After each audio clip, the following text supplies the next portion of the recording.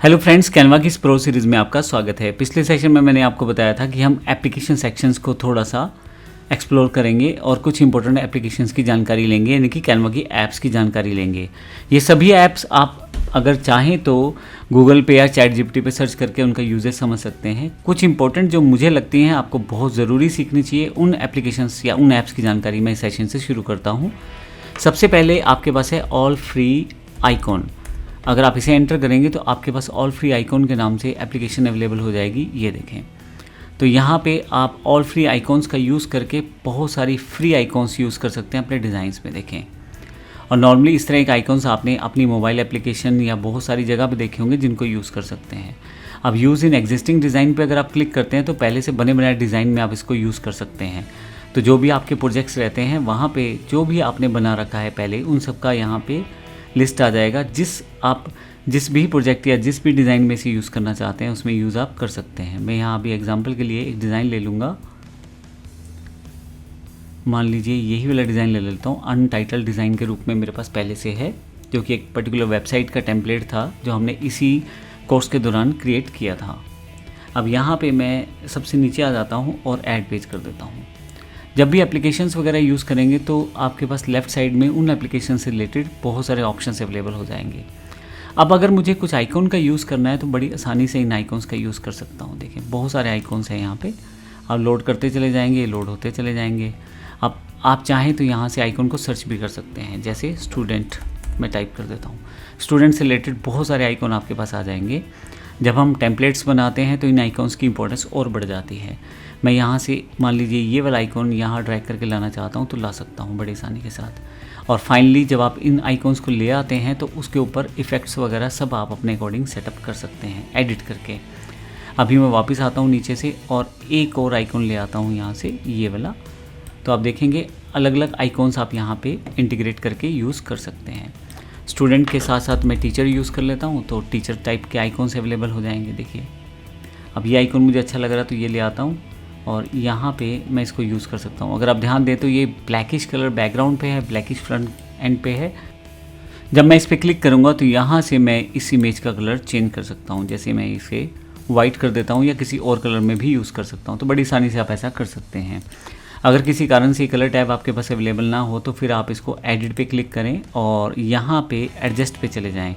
यहाँ पे आपके पास काफ़ी सारे पैरामीटर्स रहते हैं जहाँ से आप इन सब चीज़ों को सेटअप कर सकते हैं। जैसे इन्वर्ट कलर करते ही ये बिल्कुल रिवर्स हो जाएगा और यहाँ से हम अलग अलग तरह के कलर्स को यूज़ कर सकते हैं।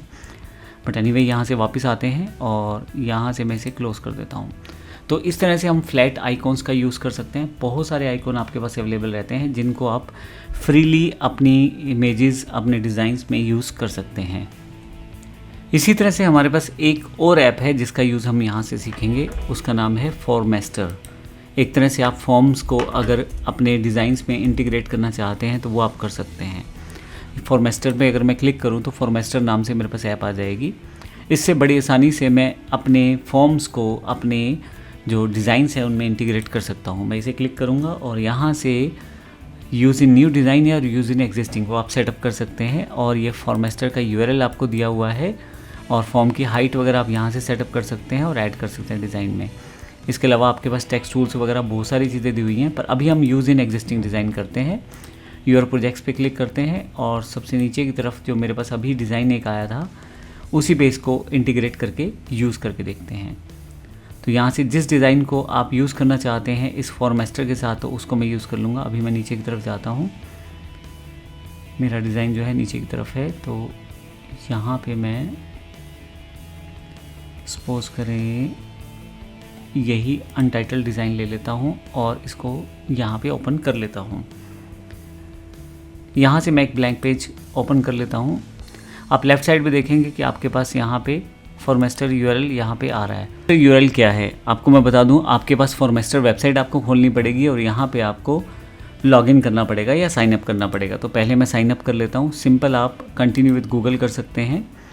यहाँ पे बेसिकली आप अकाउंट बनाएंगे और उस यूआरएल को, जिस यूआरएल से आप ये डिज़ाइन करेंगे अपना फॉर्म, वो यूआरएल वहाँ पेस्ट करना है। उसके साथ ये फॉर्म आपके डिज़ाइन के साथ इंटीग्रेट हो जाएगा और कमाल की बात है आप उसको यूज़ भी कर पाएंगे और डेटा भी आपके पास सबमिट होना शुरू हो जाएगा। देखिए यहाँ पे पहले से एक आपके पास न्यू फॉर्म के नाम से ऑप्शन आ गया है, मैंने यहाँ पे ऑटोमेटिकली इसको सेटअप कर लिया है। न्यू फॉर्म मैंने कर दिया है। तो जैसे न्यू फॉर्म करूँगा, अब created with AI, import from Typeform, PDF to formester form, backend only, बहुत सारे ऑप्शन यहाँ पे हैं और मैं टेम्पलेट भी चूज़ कर सकता हूँ। मुझे लगता है कि मैं इस टेम्पलेट के साथ जाना चाहता हूँ, तो यहाँ पे मैं यूज़ टेम्पलेट कर लेता हूँ। ये एग्जाम्पल के रूप में मैंने एक टेम्पलेट बना लिया है। अब ये देखिए मेरे पास ये अवेलेबल होना शुरू हो गया है। अब यहाँ पे अगर आप देखेंगे तो ये मेरे पास तैयार हो गया है फॉर्म, और यहाँ इसको मैं पब्लिश कर देता हूँ। तो पब्लिश करूँगा तो ये मुझे URL कॉपी करना है और अब इस URL को मुझे अपने डिज़ाइन में जाके पेस्ट करना है। Ctrl+V, add to design.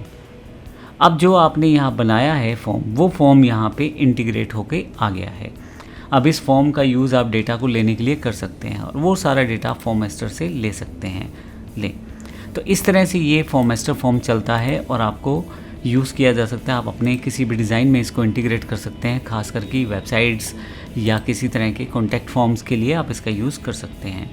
आप चाहें तो QR कोड्स भी जनरेट कर सकते हैं और इसे अलग से इन सब चीज़ों पे भी यूज़ कर सकते हैं। आप इस डिज़ाइन को यूज़ करके कहीं भी अपने किसी भी एप्लीकेशन में यूज़ कर सकते हैं। लीजिए, ये आपके पास पूरा का पूरा प्रोसेस तैयार हो गया है।